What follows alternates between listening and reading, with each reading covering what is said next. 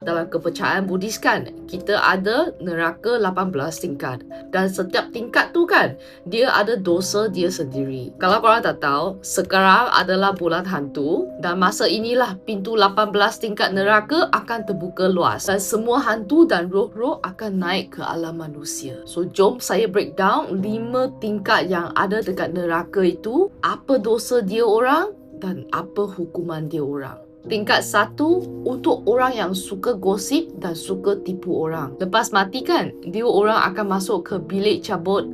Kat tempat itu, lidah dia orang akan lepas tu kalau lahir semula pun, dia orang akan jadi bisu. Tingkat kedua, ini untuk orang yang curang dan jadi orang ketiga dalam relationship. Dia orang akan masuk ke neraka bilik gunting. Hukuman dia, jari kena satu-satu.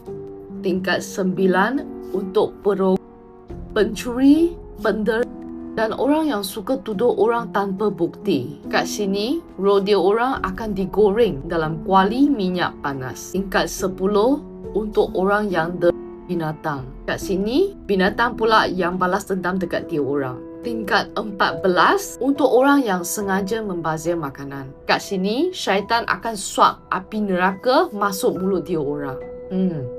Takutnya